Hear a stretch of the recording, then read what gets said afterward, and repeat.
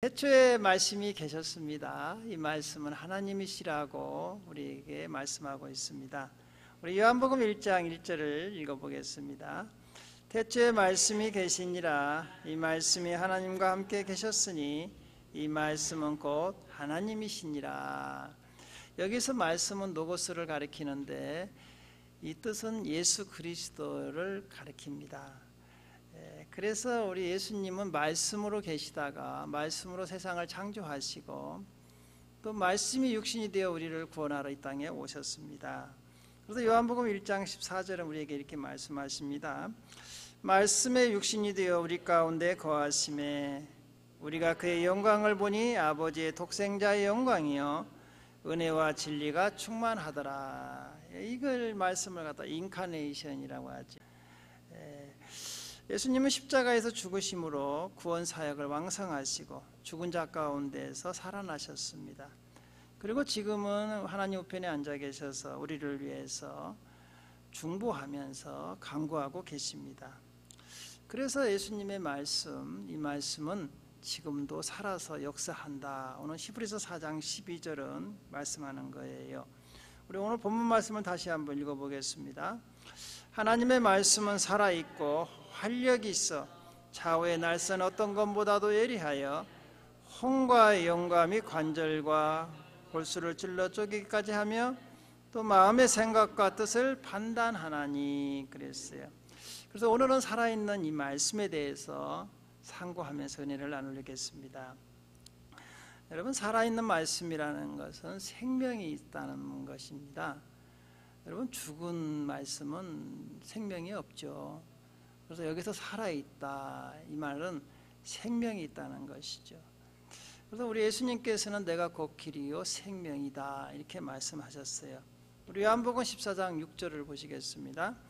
예수께서 이르시되 내가 곧 길이요 진리요 생명이니 나로 말미암지 않고는 아버지께로 올 자가 없느니라. 우리 예수님께서는 이 땅에 우리에게 생명을 주기로 오셨습니다. 또 예수님은 또 말씀을 통해서 지금도 우리에게 생명을 주고 계시는 거예요.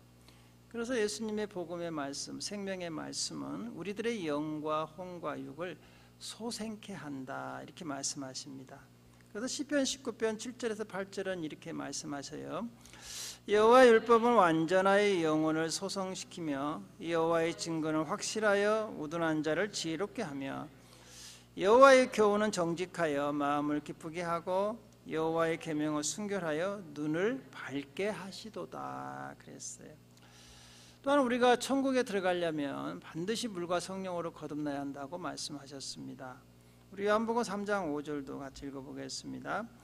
예수께서 대답하시되 진실로 진실로 내게 이르노니 사람이 물과 성령으로 나지 아니하면 하나님 나라에 들어갈 수가 없느니라. 그래서 우리가 거듭나야 하는데 우리를 거듭나게 하는 게 뭐냐? 이 생명의 말씀이라는 것이죠.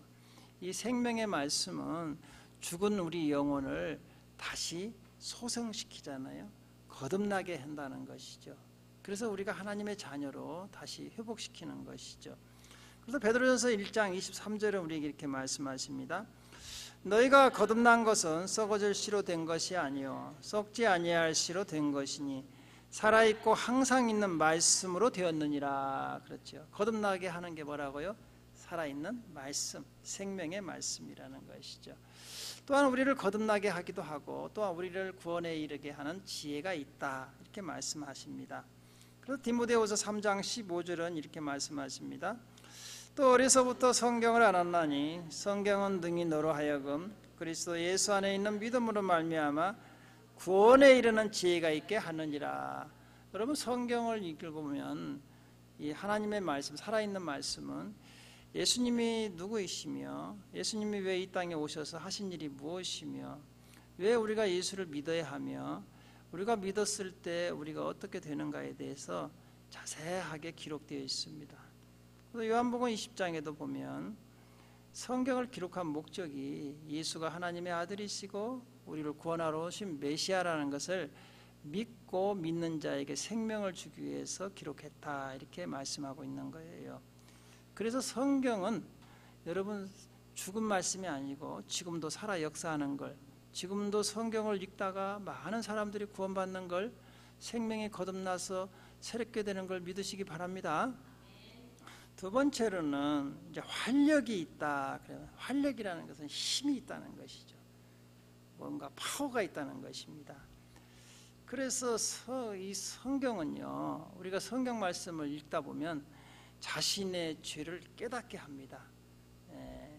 그래서 이 깨닫고 잘못된 행동을 고치게 한다는 것이죠. 우리 디모데전서 4장 5절을 같이 읽어보겠습니다.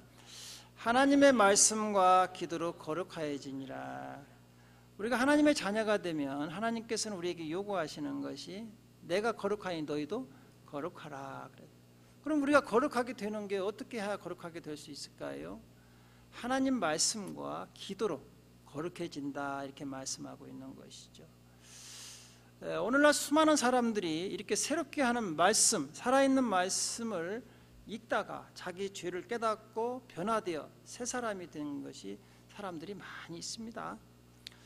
여러분, 우리 기독교가 이처럼 세계적으로 확장되고 또 체계적으로 완성되는데 이바지한 두 인물이 나와요. 그 인물이 누구냐 하면 첫째는 사도 바울입니다. 둘째는 어거스틴인데요. 첫째는 사도 바울은요, 우리가 알다시피 예수님, 부활하신 예수님 만나고 나서부터 세계 선교를 하잖아요. 1차, 2차, 3차, 4차까지 선교하면서 복음을 확장시킵니다. 그리고 사도 바울은요, 우리 기독교의 교리를 체계적으로 확립해 놓으신 분이에요. 그래서 바울 서신 13권을 읽어보면 기독교가 어떤 종교라는 것을 아주 교리적으로 기가 막히게 기록해 놨잖아요. 그래서 여러분들이 구약 성경을 이해하려면은 바울이 쓴 신약 성경, 바울 서신을 이해해야 돼요. 구약 성경이 교과서라면 바울 서신은 참고서예요. 다 풀어놓은 거예요. 이처럼 큰 기독교 교리를 토대 위에 세우는 게 사도 바울이에요.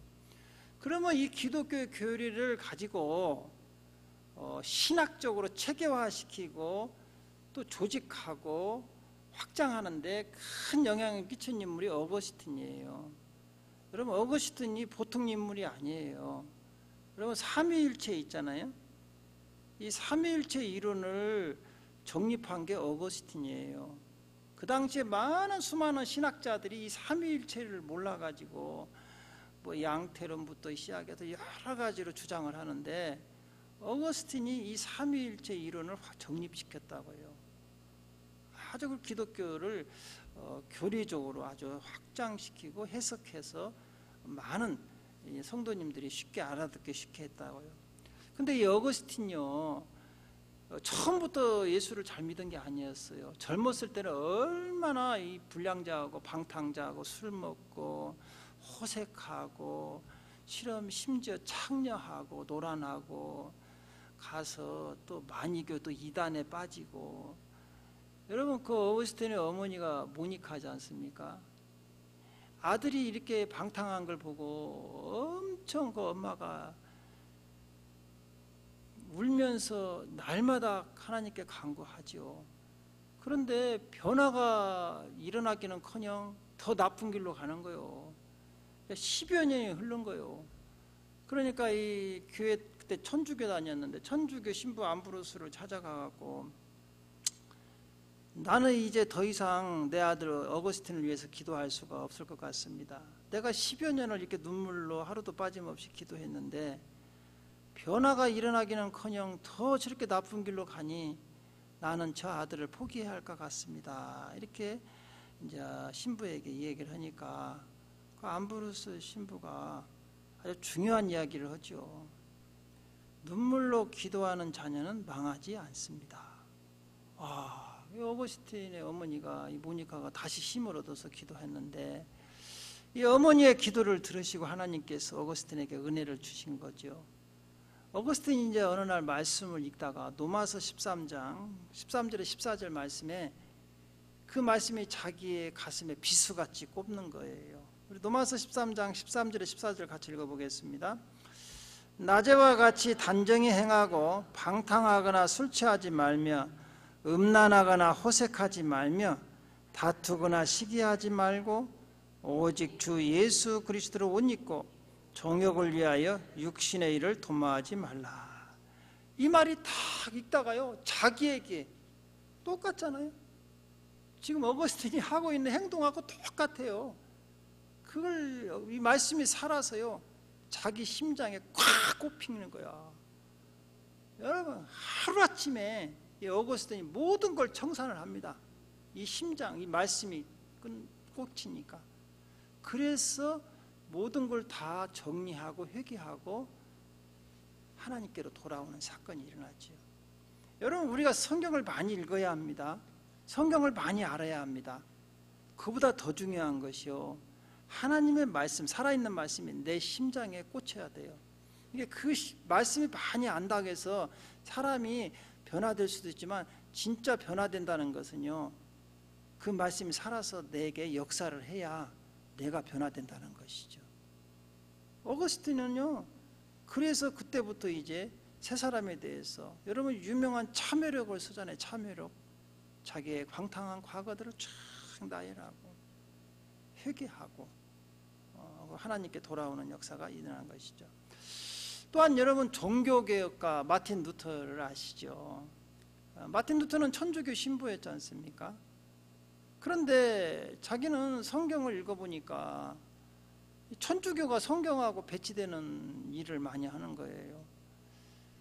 뭐 성상을 만들어서 파는다든가, 아니면은 또 면죄부를 판다든가, 교황 무호수를 주장하고.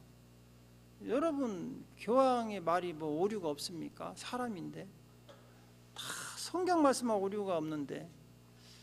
그런데 왜 이렇게 천주교가 이렇게 성경을 왜곡해도 사람들이 이렇게 일어나지 못했는 거, 반기를 못 들었는 거니? 그 당시에 성경은 라틴어로 기록되어 있어요. 그래서 라틴어라는 것은 로마 글자이기 때문에 일반 서민들이 글자를 몰라요. 성경도 없을 뿐더러 그 당시에는. 그러니까 신부들만 성경을 읽은 거야. 그러니까 일반 성도들을 속이기가 얼마나 좋아요. 모르니까 다른 성도들은 신부가 말하면 다 하나님 말씀으로 받아들인 거예요. 그래서 여러분, 오늘날도요, 우리가 왜 성경을 알아야 하느냐? 유튜브에서요, 막 어떤 분들이 목사들 뭐 이상한 뭐 가짜 목사들이지, 또 이상한 소리를 합니다. 유튜브 조회수를 막 올립니다. 뭐 10만 뭐 20만 인기 끌려고 올려가지고 거기 광고비 받아먹고 이상한 소리 하고. 그 사람들 조회수가 많이 올라간다고 해서 그게 하나님 말씀이 아니에요. 여러분들이 그 말씀이 진짜인가 아닌가를 확인하려면 꼭 기록된 말씀, 성경으로 확인을 해야 돼요. 이 말씀이 맞냐 틀리니까. 이거 틀리면요, 성경하고 다르면요, 그 사람은 가짜예요. 천주교 신부였던 이 마틴 루터가 자기는 성경을 보니까 교황부터 시작해서 다 뭐 추기경 다 거짓말쟁이돼요. 거짓말쟁이. 어떻게 예수 안 믿고 죽은 사람이 연옥가 있다가 어떻게 여러분 여기에서 살아있는 가족이 후손이 헌금 많이 오면 지옥에서 연옥에서 천국으로 올라갑니까? 못 가잖아요. 누가복음 16장에 보면. 그러니까 이해가. 그리고 뭐 지금 로마 이탈리아에 보면 그 베드로 성당 있잖아요. 지금도 짓고 있대요. 베드로 성당 끝난 게 아니래요. 그 짓다가 돈이 없으니까는 면죄부를 팔잖아요. 면죄부. 여러분, 돈으로 어떻게 천국을 갑니까? 돈으로 천국 갈 것 같으면 다 부자들만 가게요? 예수님이 오실 필요가 없잖아요. 그러니까 루터가요, 이건 아니다. 이건 행위로 가는 게 아니고 우리는 믿음으로 간다. 이 복음을 발견한 거예요. 그게 바로 로마서 1장 17절이에요. 같이 읽어볼까요? 시작. 복음에는 하나님의 의가 나타나서 믿음으로 믿음에 이르게 하나니 기록된 바 오직 의인은 믿음으로 말미암아 살리라 함과 같으니라. 그렇지요. 오직 믿음으로. 오직 믿음으로. 우리 행위로 되는 게 아니라는 것이죠. 여러분, 그래서 오늘날에 많은 사람들이 착각하는 게 있어요. 천주교는 뭐 큰 집이고 뭐 우리 개신교는 작은 집이다. 그게 아니에요. 원래 여러분 초대교회는요, 말씀과 성령으로 세워진 교회예요. 그렇지 않습니까? 그런데 쭉 오다가 천주교가 정치화되면서 타락한 거예요. 그래서 이 마틴 루터가 다시 초대교회 말씀과 성령으로 돌아가자 이렇게 한 거예요. 그러니까 우리가 원래 오리지널이고 가네들이 가짜예요. 타락한 거라고. 알고나 좀 신앙생활 했으면 좋겠어. 할렐루야. 여러분이 오리지널이에요. 거기는 짝퉁이고. 심지어 목사들도 그러고 앉아 있어요. 뭐 신학교를 어디 나왔는가는 모르지만 다시 공부해야지요. 원래 초대교회는요 말씀과 성령으로 세워진 교회예요. 타락하니까 우리가 말씀과 성령으로 돌아가자. 그래서 이 종교개혁이 일어난 거예요. 또 한 사람만 더 소개할게요. 여러분 조지 뮬러 알죠? 고아의 아버지. 야, 이분은요 평생에 2000여 명의 고아들을 먹이고 입혔다는 거예요. 어떻게 돈이 많아서 그렇냐? 그렇지 않아요. 이분의 이렇게 고아에게 관심을 두게 한 말씀이 시편 68편 5절이에요. 같이 한번 읽어볼까요? 그의 거룩한 천수에 계신 하나님은 고아의 아버지시며 과부의 재판장이시라. 여기서 고아의 아버지, 하나님은 고아의 아버지다. 그렇지, 나는 돈이 없지만 하나님이 고아의 아버지니까 내가 대신해서 고아들을 돌봐야겠다. 이러면서 이분은 고아원을 운영을 했어요. 그런데 여러분 알다시피 어린아이들이 얼마나 먹고 입고 막 키가 크고 옷 신발, 양발, 속옷, 뭐 겉옷 엄청 들어가잖아요. 어린아이만 키우는데 그 돈이 다 어디서 나냐 이거죠. 근데 이분은요 모든 걸 하나님께 맡기고 하나님은 고아의 아버지시니까 하나님이 책임지고 내가 관리만 한다 이런 생각을 갖고 있는 거예요. 그래가지고 고아원에서 식량이 떨어지면 하나님, 고아의 아버지이신 하나님, 애들이 먹을 것이 없습니다. 그러면 누가 빵을 갖고 와요? 또 입을 옷이 겨울에 추운 옷이 없습니다. 그럼 하나님, 이 아이들이 동상 걸리게 생겼어요. 고아의 아버지이신 하나님, 이 애들을 입혀주세요. 그러면 또 누가 옷을 갖고 와요? 또 한 번은요 제가 책을 읽어보니까 애들이 영양실조 걸리게 생겼대요. 그 당시에.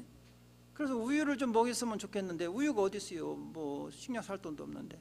하나님, 이들이 영양실조 걸리게 돼서 우유를 좀 먹고 싶어서 사서 먹였으면 좋겠습니다. 이렇게 기도하니까 우유를 실은 땡코로리가 가다가 그 당시 도로에가 그 당시에는 이렇게 포장이 안 돼 가지고요. 비가 와갖고 진흙탕인데 꼭 차가 퍼지도 그 고아원 앞에서 퍼졌대요.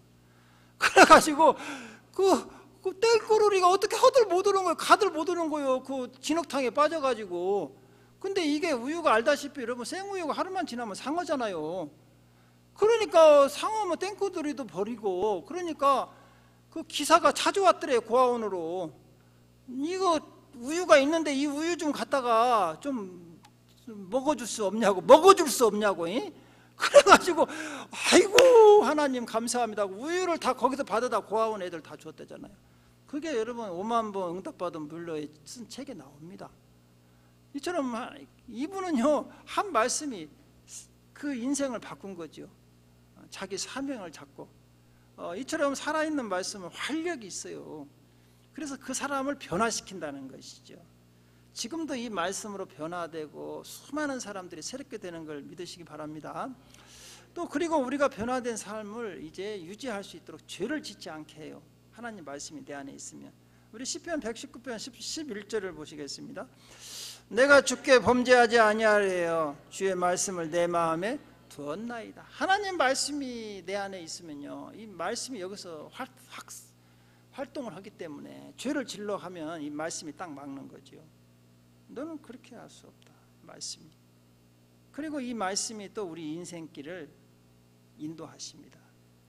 그래서 시편 119편 105절에 이렇게 말합니다. 주의 말씀은 내 발의 등이요 내 길의 빛이니이다. 여러분 앞길 인생길이 캄캄하잖아요. 우리가 내일 일은 몰라요. 어떻게 알겠어요? 오늘 오후 일도 모른다고요. 그러나 여러분 암흑과 같은 인생길 빛이 있으면 얼마나 좋겠어요. 등 빛을 이 빛이 하나님 말씀이라는 거예요. 그래서 하나님 말씀을 아침 저녁 주야로 묵상하면요 하나님께서 그 빛으로 인도하시는 거예요. 그러니까 우리가 실족하지 않죠. 내가 내 마음대로 내 인생길이니까 내가 가다가는요 넘어지고 환난 당할 때도 있고 강도 만날 때도 있고 그러잖아요. 그러나 하나님의 빛이 말씀이 내 길을 다 인도하면 얼마나 평안하고 안전하고 행복한 길이냐 이거죠. 그래서 여러분 우리에게 말씀을 주신 거예요. 이 말씀을 묵상해라. 말씀이 너를 인도한다는 것이죠.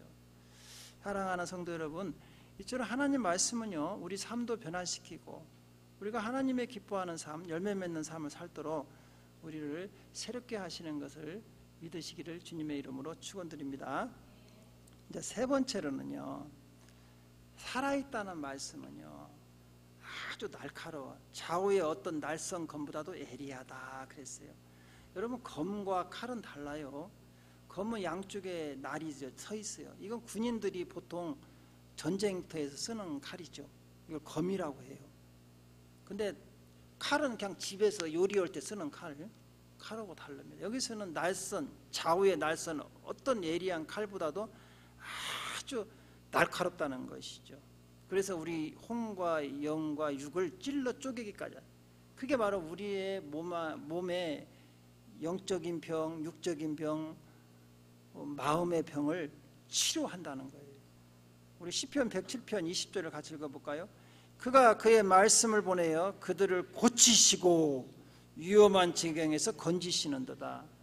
여러분, 의사들이 수술할 때 날카로운 칼로 해서 암세포들을 잘라내고 그러잖아요. 신경이 막힌 걸 뚫잖아요. 이 하나님 말씀이 좌우의 날선 검보다도 예리하기 때문에요, 우리의 육신의 질병, 암보 같은 것도 다 잘라내버리고 종양 같은 거 다 떨어내버리고 그렇잖아요. 의사들이 그렇게 하고요. 마음의 병을 어떻게 치료할 거예요? 정신적인 병, 그 다음에 이 영의 병, 영혼의 병, 이런 것도 다 치료한다는 거예요. 하나님 말씀이 들어가면. 그래서 여러분, 우울증은요, 약 먹는다고 되는 게 아니에요. 우울증은 마음의 감기라고 하잖아요. 감기는요, 건강이 회복되면 낫는 거잖아요. 그렇잖아요. 여러분, 감기는요, 뭐 약 먹는다고 낫는 게 아니에요. 잘 먹고 쉬어서 몸이 면역력이 생겨야 감기를 이기는 거예요. 마찬가지, 우울증도 마찬가지. 내 영이 건강하고 내 영이 회복되면 우울증은 없어지는 거예요. 그래서 이 하나님 말씀이 우울증이나 정신적, 영적인 병을 치유하는 거예요. 내 마음이 건강해지고 기쁘고 평안하고, 여러분 성령 받으면 막 기쁘고 평안하잖아요. 감사가 막 나오고, 그러면 정신병이 떠나가는 거죠. 우울증이 떠나가는 것이죠. 여러분, 우울증은 스트레스 때문에 오는 거잖아요. 스트레스라는 것은 무거운 짐으로 나를 꽉 누르는 게 스트레스잖아요. 그래서 요새는요, 꼬마 애들도 스트레스 받는다고 그래요. 유치원 이만한 것도 하나 스트레스 받는다고요. 자기들도 무거운 짐이 누르고 있다고 그래요. 애들도 정신적으로 힘들다 이거죠. 여러분, 이처럼 그래서 하나님 말씀은요, 우리의 모든 영과 혼과 육을 치료하는 것이죠. 또 살아있는 이 말씀은 아까 검이라고 했잖아요. 에베소서 6장 17절에 보니까 성령의 검이다 이렇게 말씀하셔요. 우리 구원의 투구와 성령의 검, 그 하나님 말씀을 가지라. 그래서 우리 예수님께서도요, 마귀의 시험이 왔을 때 기록된 이 하나님 말씀으로 다 물리치잖아요. 기록되었을 때 사람이 떡으로만 사는 게 아니다. 하나님 입에서 나오는 말씀으로 사는 것이다. 그렇잖아요. 그래서 예수님도 다 기록된 말씀으로 마귀를 물리치는 거예요. 여러분들도 말씀을 많이 암송하면 언제 마귀의 시험이 왔을 때 이 검이 나오는 거예요. 여러분, 그래서 막 검수를 연습을 많이 하잖아요. 그런 사람이 나중에 검수를 하려고. 그래서 부엌에서도 요리를 잘하는 그 셰프들 보십시오. 칼을 막 눈 감고도 쫙 썰잖아요. 그만큼 칼을 잘 다룰지 안다는 것이죠. 말씀을 많이 읽고 말씀을 다루는 사람은 이렇게 마귀의 유혹이 왔을 때도 당황하지 않고 승리하는 것이죠. 그래서 요한계시록 12장 11절에 보니까 마귀의 유혹을요, 어린 양의 피와 자기의 증언하는 말씀으로 이겼다 이렇게 말씀하세요. 우리 요한계시록 12장 11절을 같이 읽어보겠습니다. 또 우리 형제들이 어린 양의 피와 자기들이 증언하는 말씀으로 그를 이겼으니 그들은 죽기까지 자기들의 생명을 아끼지 아니하였도다. 할렐루야. 사랑하는 성도 여러분, 살아있는 말씀으로 날마다 새 생명을 얻고 새롭게 변화되어 날마다 승리하시기를 주님의 이름으로 축원드립니다. 기도하겠습니다.